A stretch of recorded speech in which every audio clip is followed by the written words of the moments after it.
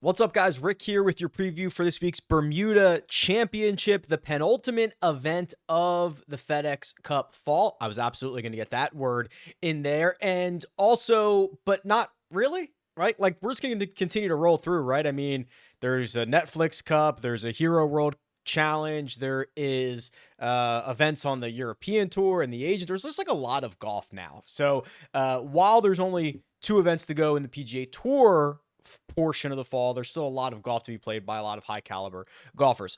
Before I forget, let me just get this out there right now, because I have kind of forgotten the last couple of weeks to promote this as much as I should, because the people who do this, they really enjoy it, and I do as well. So the listener league contest, I just created it. It's on Splash Sports, which used to be Office Football Pool and Run Your Pool. So you pick one golfer from each of 6 tiers, and then the best lineup wins. I enjoy it. I think it's a really good practice to help making decisions between golfers that are very, very close. But I wanted to get that out there before I forgot. The link is in the description. Go sign up and get after it. Okay. This week, Bermuda, interesting golf course, very unique golf course. Let's talk about it. So there's something about Port Royal golf course that I really like. One, there's only something like 8 golf courses on Bermuda, it might be 9, which I just find fascinating. And that's still, for a very small island, it's one of the highest concentrated, I think, countries in the world when it comes to golf courses. So it's something fascinating here. And they had to redesign this, I want to say in 08, 15 years ago or so, to get it ready for PGA Tour competition. They did the best that they could. There's not enough land, right? So on the scorecard, this reads as 6,800 yards and a par 71. That is very, very short. Then you look at how much of that yardage is taken up by green sizes, and you see a lot of it is 8,000 square feet on average for the green sizes. So basically what we had last week in Cabo in terms of the size of greens, you saw there were guys that, I mean, were hitting what, 90% of greens, something like that. I mean, it was outrageous numbers for fairways and greens last week. The way that the looks at this golf course is a couple of things. I don't think that driving distance is super important at all. The model doesn't either. It ranks 32nd out of 50. It's the bottom, the bottom half of things. And really, no matter how long or short you are hitting a wedge into these greens, into large greens. I could be in this field and probably hit a lot of wedges into greens. It's a very, very short golf course. Now, it's obviously playing at sea level, but very, very short golf course. So off the tee, I don't think you need to be particularly straight. I don't think you need to be particularly long. If you were to choose, accuracy is probably a bit better than distance, at least in terms of the types of golfers that have succeeded over the last dozen years or so. Again, this is a correlation model. The other thing that pops up in a huge way is strokes gained putting, which makes sense, right? If you're going to have a birdie fest, if you're going to have everybody hitting wedges into large greens, who is going to make enough putts to win? That ranks 6, which means there's only 5 other courses on the PGA Tour schedule in which strokes gained putting is more important. You look at the kind of noisier stats, and there are a couple of really noisy stats at the top. Approaches from 175 yards to 250 yards from the rough. That is a very, very noisy stat. There's not a big enough sample size. That is not a strong stat. Throw it away. A couple of other ones you see here. Approaches from 100 to 125 yards. Makes sense. Lowest rounds. Yeah, go deep. Scrambling from 20 to 30 yards. Yeah, you're going to be kind of close to a lot of these greens. Then you get approaches from 50 to 125, 50 to 75, longest putts, putting from 9 feet, approaches from 125 to 150. What are we talking about here? Let me boil it down for you very, very simply. I don't particularly care what you do off the tee. Your game from 125 yards and in is going to be critical, and your ability to roll in enough birdie putts is going to be needed. So wedges, putting. I could basically care less about, I guess I couldn't care less about the rest of your stat profile. Not necessarily true. I want you to be able to pile it up. I want you to be able to get hot. Ideally, maybe you can play in the wind. Maybe you've played at this golf course before. We will check on the live chat on Wednesday, RickRunGood YouTube channel. It is already shaping up to be a bit windy, or at least with a possibility of a wave advantage. I want to wait as long as I can on that. So 3 p.m. Eastern time, Rick Run Good YouTube channel. We'll dive into the weather, the wind, all that fun stuff, and see where we come out. We don't even have tee times yet if you're watching this as it's being released or as I'm recording it. So I think that's something that we'll need to keep an eye on, because it does get windy around here. It has also been a very wet year for them. Even the month of November has been, I think, well over average. They're like at 3 times the amount of yearly rainfall that they normally get. I think it's going to be pretty soft conditions out there as well. Now, take all of that information, take all of the correlation model, apply it to the last 36 rounds for everybody in this field, and who gets the biggest boost? Adam Scott gets a big boost. Lucas Glover gets a big boost. Glover gets a boost from, I mean, he's phenomenal with his wedge play. Alex Noren gets a boost from his putting, so he's third. Dylan Wu, Thomas Dietrich, those are your top 5. Then you get guys like Aaron Baddeley, Cheston Hadley, Lucas Herbert, Brendan Todd, Ben Griffin, et cetera, et cetera. You can see the list for yourself, or you can adjust the number of rounds, anything you want to do on my website, rickrungood.com, which this is the cheat sheet and is a giant database for golf betting and fantasy golf. So let's go into this. 4 golfers over $10,000. Adam Scott, 10.7. Thomas Dietrich, 10.5. Brendan Todd, 10.3. Akshay Bhatia at 10,000. There is kind of an interesting situation here. The guys at the top, I don't think I'm particularly excited about, especially to pay 10.7 for Adam Scott or 10.5 for Thomas Dietrich. They're clearly some of the best players in this field, but let's look at this together. Adam Scott on Monday was in Boston, right, for the TGL Boston Commons introduction. Well, I don't know what you want to call it, introduction. And I assume is probably already on a private jet to Bermuda, like as we speak, no problem there. But look at his recent form. I see some good approach play. I see some good putting. The results aren't necessarily all that exciting. T7 at the Wyndham. Then he played after the Tour Championship. He missed the cut at the Irish Open. He played well at Wentworth. T7 there. T41 at the Zozo. That's not a particularly great event for him. He's never played the Bermuda Championship before. I don't know. Something about this doesn't really add up for me. The thing that saves him is he's the class of this field. He's a very good wedge player. I just don't know if he's going to be able to, like, I like Adam Scott on much more difficult golf courses. Like, get me Riviera, don't necessarily get me Port Royal.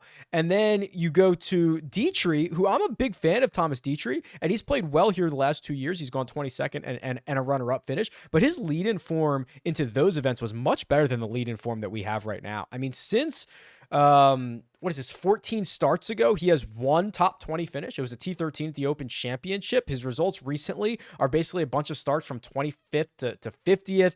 The ball striking numbers are not nearly as strong as they were this time last year. Feels like questionable upside for a guy with a lot of expense. Now, the other two, Brendan Todd and Akshay, much more interested in. So Brendan Todd, I mean, when you get Brendan Todd on a golf course where anybody can compete off the tee, and then you let the wedge play take over. I mean, he's 14th from 100 to 125. He is 9th from 50 to 125. He's 9th from 75 to 150. He is one of the best putters on the PGA Tour. He can get scorching hot, gain 6, 7, 9 strokes putting, which he has done each one of those over his last 6 starts. The upside is there. He's played one event in this fall, and he finished 6th at the Fortinet. So this is clearly one of the better spots to run out Brendan Todd. He missed the cut in 2020. He won this event in 2019. So exciting there. No problem with that. And then Akshay is probably my favorite. You know, you get the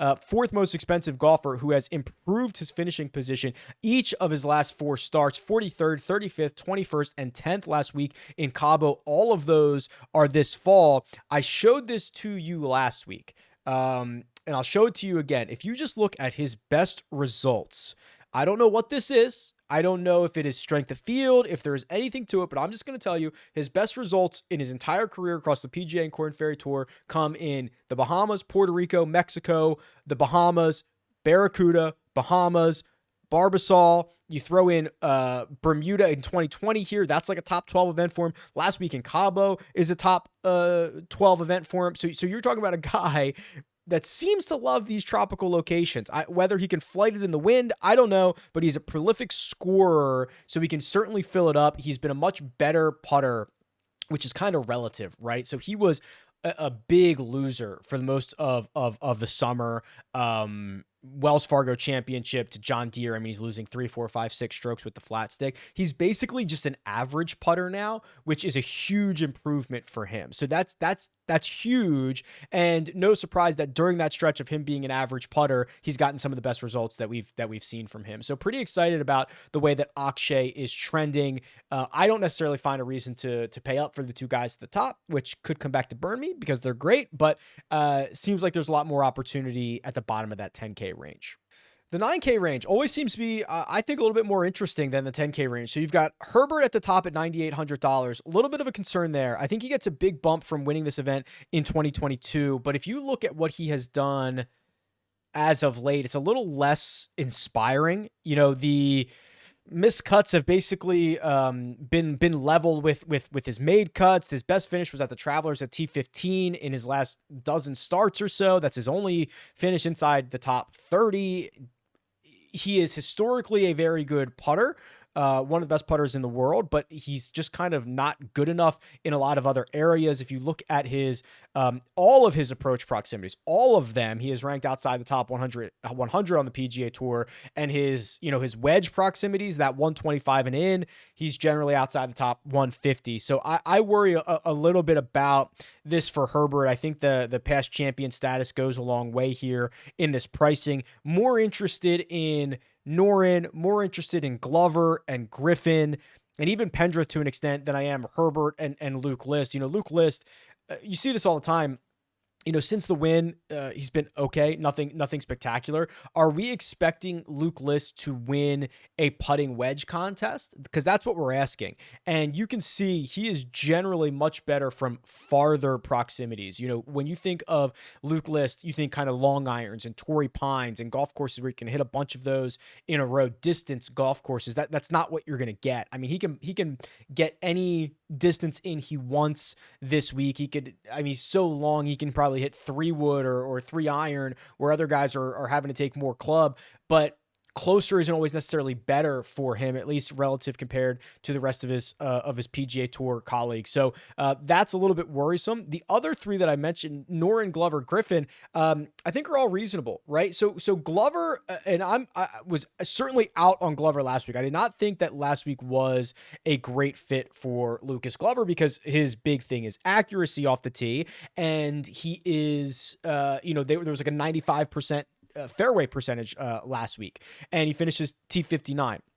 I still do worry that he will lose strokes with the putter, right? He did not get a magic fix by going to the Lab Golf broomstick, right? He had a couple of events in which he gained a ton of strokes putting, and he converted and took advantage of basically all of them.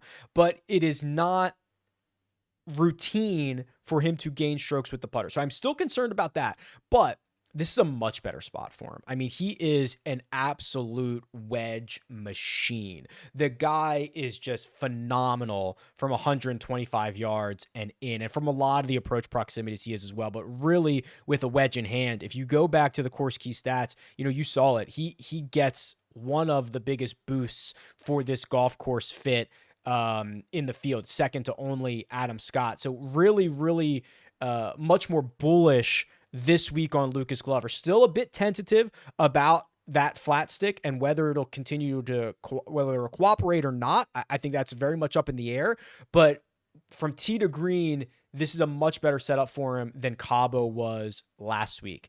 The other two, Noren is interesting. Noren has been, I think he's a little bit more volatile here, but a very talented putter who had a T3 in Las Vegas and has played well this fall.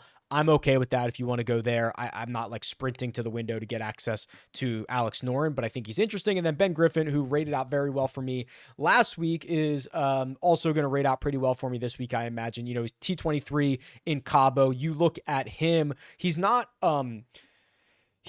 prolific. He is not elite from the wedge proximities, but he is better from 125 and in than he is from 125 and farther out relative to his peers. He's basically top 60 with the wedges, and he's basically outside top 100 with the mid and long irons. So this golf course should allow him to hide a little bit of his deficiencies, which are those long shots. So interested to see if he can continue what is a pretty good fall that he has going here. Pendrith, I actually do want to look up Pendrith in real time here because he was great last week. He actually got off to a slow start. His Thursday was not very good. Yeah, he finished 5th here 2 years ago, the only time he's played it. There's a chance. See, he's not a great wedge player either. But the rest of it, I kind of love the way he's playing. So I'm going to be just kind of cautiously optimistic on Taylor Pendrith. Maybe he's a 5.5 or a 6 out of 10. I love the way he's playing. I love the way he fills it up. I love the way he finished last week over the final 54. And now it's 2 really good starts in a row. And he's played well at this event before. It's kind of enough to get me excited there. I'm not particularly fond of this 8K range. You've got Alex Smalley, who has back-to-back top 12s, but his form coming into this event is a little bit of a question mark. You've got Mark Hubbard, who in theory, this would be a decent spot for him, yet he has struggled a bit here this fall outside of, after a really good start. His last 3 have not been as good. Mackenzie Hughes is going on basically a year of really struggling and then finds kind of a magical week last week. And on paper, this is a good spot for him, but I'm not buying the Mackenzie Hughes stuff. So, and you can go down the list, and there's just a lot of question marks about these guys in general. I think if you were to kind of put me on the spot and make me come to some type of decision here, Vince Whaley did enough last week. He made the cut. He ended up finishing T59. He has now made each cut for his fall swing, with 3 of them being top 30s. You go back to the Korn Ferry last year, he's got 5 good starts in a row. He's played this event twice, 2021 and 2020. He missed the cut in 2020. He finished T7 in 2021. So a missed cut and a top 10 finish. You look at the skill set. It has been much more well-rounded as of late. We don't get the strokes gained breakdown for Cabo, but before that, it had been much more well-rounded. I think that is good enough in a range that has a lot of fool's gold, right? I think Ryan Palmer is a little bit of fool's gold. I think Mackenzie Hughes is a little bit of fool's gold. And while I think on paper, or excuse me, originally I struggled with Alex Smalley because he's not a very strong putter. He is kind of off this stretch of golf where he gained on approach 15 straight events, and he's had a couple of really bad blow-ups since then. I think looking at his event in Napa, I think looking at his history around here and making the cut at Shriners, it's good enough. Again, I think I'll warm on him. If I have to get into this 8K range, I'll warm on him as this week goes on. But this is a pretty sour spot here. You know, if you go to the strokes gained trends tool, and let me refresh this so I get the salaries here. If you look at the last 35 rounds of strokes gained trend, which is a golfer's 100 round baseline plus or minus what they're doing in the last 35 rounds, there is not an $8,000 golfer until Ryan Palmer, who's basically 15th-ish on this list. That's pretty surprising. You know, there's a couple of guys in the 10K at the top, a couple of guys in the 9K in the top 6, even some 6 and 7K guys scattered in there before you get to Ryan Palmer and Dylan Wu. So there is a little bit of a vacuum of confidence in this range just because of the form that we have. And it's really troublesome to say, okay, this guy is going to be the guy. And I'll actually sort this by salary so that you can see it. So here's the 8K range. You know, Smalley's playing over his baseline. That's pretty good. Ryan Palmer, I'll dig into him in a second, playing over his baseline. Nick Hardy playing over his. The problem, I think, for Palmer is going to be the vast majority of that boost is coming from last week. We could look at MJ Duffy as well. So let's do this. Let's do Ryan Palmer first, and I think it's going to be just this one outlier week. Yeah. So gains 9 strokes at Cabo and was basically a loser or average for 7 consecutive events leading into that. Missed 6 out of 7. MJ Duffy, I actually got a little bit of exposure to MJ Duffy last week. He finished T38. He is a great driver of the ball, struggles on the second shot, has generally putted better than he has this fall. So you see that in his stroke gain trend numbers. He's beating his tee to green baseline by nearly a third of a stroke per round. It's not bad. Again, very little confidence in this 8K range. Even Stuart Sink, who has been statistically the best player in this field worldwide in the last 36, has missed 4 straight cuts on the PGA Tour. He's being buoyed by 2 Champions Tour events, a T7 at Pebble Beach in September, a T16 in the middle of August there. So he's being buoyed by Champions Tour results. He's played here once, finished T4 in 2020. He was a very different golfer in 2020. Isn't that the year he won twice? Like, even that on paper, where's the confidence? So I'm struggling here. I think Smalley is fine. I think MJ Duffy is fine. I think Vince Whaley has offered enough to be fine, but that is a very difficult range that I will be trying to avoid for the most part. Now, there's a lot to like in the 7K range. Harry Hall, Justin Lauer, both $7,600. Let's start with Harry Hall, somebody that we've tracked a little bit, probably more than most, just because he is a Vegas guy and, I talk about him a lot. But Harry Hall does 2 things on the PGA Tour that separates himself from the rest of the field. There's really only 2 ways that he is able to separate positively from the rest of the tour. He is a phenomenal wedge player. 21st from 50 to 125, 33rd from 100 to 125, 43rd from 75 to 100, and then he falls off a cliff after that. Okay? He's outside the top 116 in every proximity bucket from 125 yards to 250 yards. He is also one of the best putters that we have on planet Earth. Top 5 putter on the PGA Tour. The good news for Harry is those are the 2 things that matter, right? Like, if I was going to say, here are the only 2 things that matter, go hit your wedges and go putt. That's awesome for Harry. So I think this is a really interesting spot. He missed the cut in Cabo last week, but he's got a 26th and a 21st in his 2 starts prior to that. I think we got to roll out Harry. And then Justin Lauer, I think he bookended his week last week with a pair of 64s, T23 in Cabo. You look at his stat profile again, you kind of get a bit of a mixed bag from him, but he's been playing decent golf around the fall swing. And then he's got 2 top 20, 2 top 17 finishes, 17th and 8th in his 2 trips to this event. So those are the 2 that immediately jump out to me. Then you get Matty Schmid, not to be confused with Matty Schwab. Both are in this field.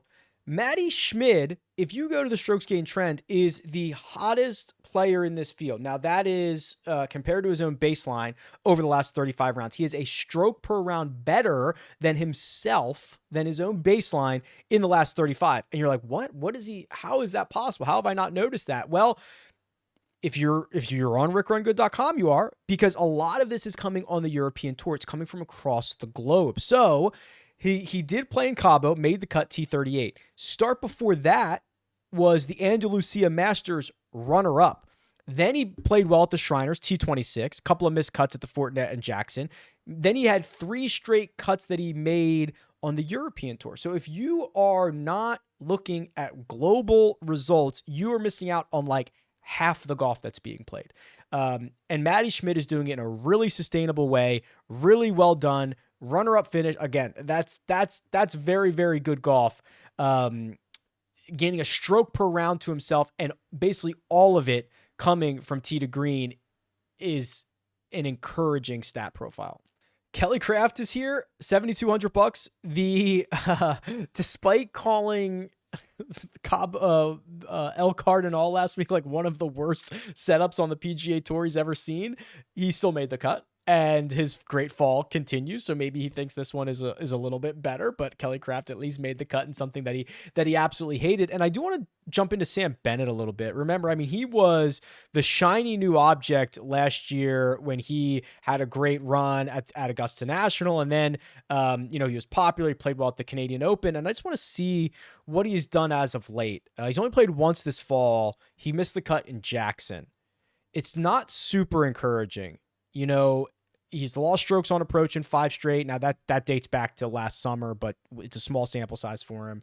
The putter's actually quite good. The results are not there. I was hoping to see something a little bit better. I did not. Oh, Austin Smotherman. So, you know, when a guy goes out and shoots what he shoots, 64, 8 under, I think it was the 3rd best round of the day on Sunday last week. I always think that's a little bit interesting. And now he's got a 35th and a 23rd in his last 2 starts. He finished 23rd here last year. I'm going to pull up his stat profile just so that we can all see it together. But he has shown the ability to get hot and make just birdies in bunches. The ball striking is usually a positive thing for him. His putter's not the worst thing in the world. So he just needs to put 4 rounds together. He's great at 1 and 2 rounds. If you can put 4 rounds together, there's a chance that he can actually contend in one of these events. There's his T23 from last year. He missed the cut in 2021. Did not play this event in 2022. Let's find the 6K range. Then we'll run a model and see what that shoots out here. Satoshi Kodaira is $6,800. This is kind of a Satoshi course. He is one of the best wedge players that we have on the PGA Tour. He just doesn't putt as well as we need him to. When he does putt well, he can usually get himself inside the mix. We don't know how he did at the Zozo Championship because we don't get the breakdown there, but he did finish T12. He's very, very volatile. I would not invest in Satoshi Kodaira if I wanted any level of consistency, but this is kind of a good golf course for him because he does half of the 2 things that you need very, very well. Brian Gay is here. Brian Gay has dominated at this event in his career. I'll show you that. Here is Bermuda. So 3rd win, 12th and 11th at this event. Now, what do you think about his recent form? Missed the cut in Cabo last week, but he's been crushing it on the Champions Tour. 11th, 5th, and 10th in his last 4 Champions. Actually, his Champions Tour stuff's awesome.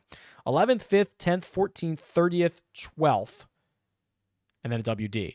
But his PGA Tour stuff is miscut, miscut, miscut, miscut, miscut, miscut, T52. How do we reconcile? Is this closer to a Champions Tour event? Is it closer to a PGA Tour event? Does he find the magic that he always has in Bermuda? He's playing good golf. He's just getting beat out by much better golfers.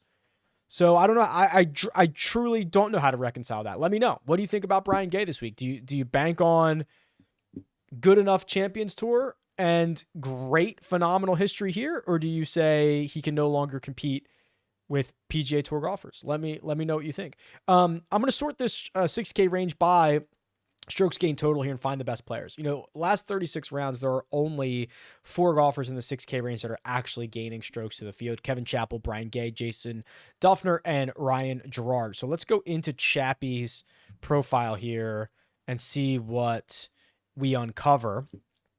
We've got a small sample, only 2 events this fall, missed the cut in the Fortinet, and then finished T28 in Jackson. The putter's been really good. He's gained strokes putting in 5 in a row, including at least 2 strokes putting in 4 out of those 5. The rest of his game from tee to green has been all over the yard. He hit it well in Napa. He was horrible at the Fortinet. You know, just kind of all over the place. He's played Bermuda once. It was last year. He missed the cut. It's not super inspiring.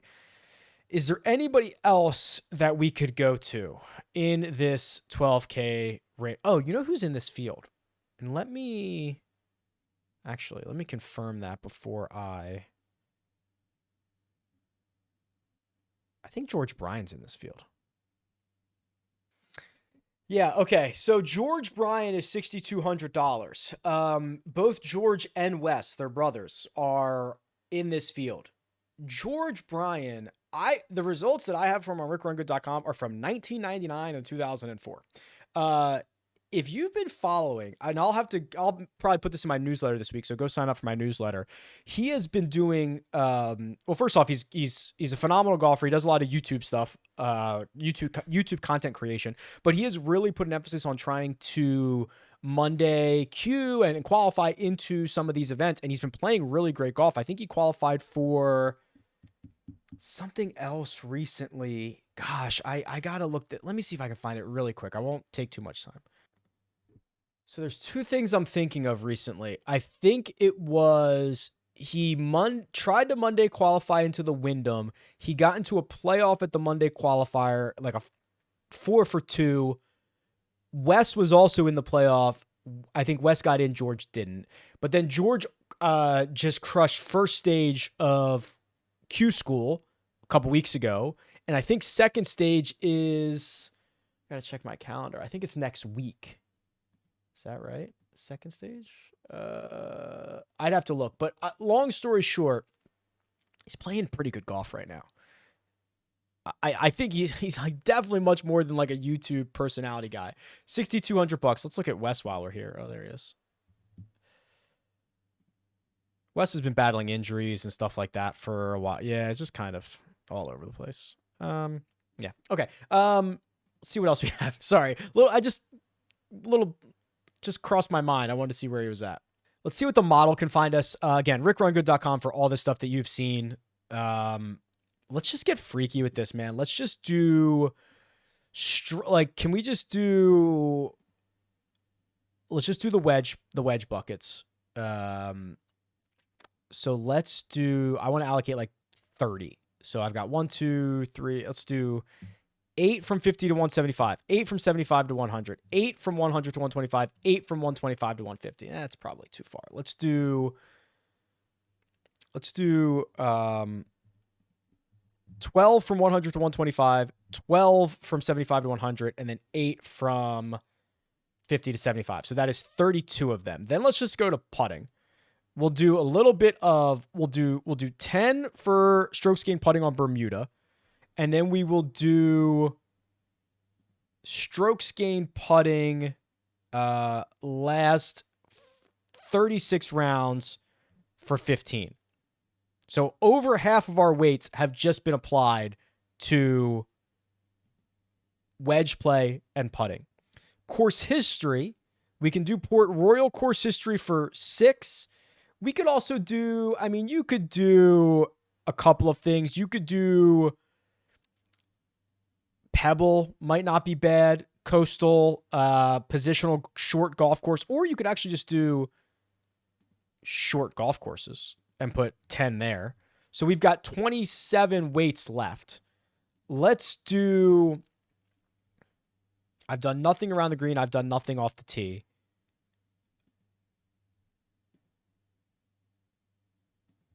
Let's do 15 on birdies or better gained, and we've got 12 left. 12 on fantasy points gained. Number 1 golfer. Sure. Why not? Brendan Todd. How about this? Ben Griffin, number 2. Harry Hall, number 3. Harry Hall gets a knock on strokes gained Port Royal, and that's about it. Dietrich 4th, Ben Martin 5, Dylan Wu 6, Sung Yul No 7, Davis Riley's 8, Mark Hubbard is 9, Peter Malnati is 10. Does this sound like a Bermuda Championship to you? Kind of sounds like a Bermuda Championship to me. I love this. So there's Brendan Todd with a big price tag getting the big value. Ben Griffin, second week in a row, has really popped. And there's that Harry Hall fella, which should, based on what we knew about Harry and based on what I put into the model, should have been no surprise. Just kind of looking through the rest of these. Adam Scott is 14th for me. Alex Noren, 13th. Patton Kazire, who's $7,400, is 17th. Just trying to see if there's any big movers in either direction. Harry Higgs, 6,600 is 25th. That's a pretty big jump. Pendrith gets a knock here. Yeah, the model hates Pendrith. I like Pendrith more than the model does. Akshay gets a huge negative for putting on Bermuda, his wedge play, putting in the last 36. He also gets a knock because we don't know some of these events that he played well in. We don't have like the putting numbers for, so keep that in mind. But wow, interesting stuff. Okay, cool. Well, we'll rock and roll. Wednesday, the live chat is going to be pretty important this week because potential weather waves, we'll know the tee times, all that fun stuff. So make sure I see you on Wednesday at 3 p.m. Eastern time. Rick Run Good YouTube channel. Subscribe to my newsletter. I'll try to send out some good stuff. It's completely free. RickRunGood.com/newsletter. Link in the description. Join the splash contest and just have a great week. Rooting for everybody. Best of luck. I'll talk to you soon.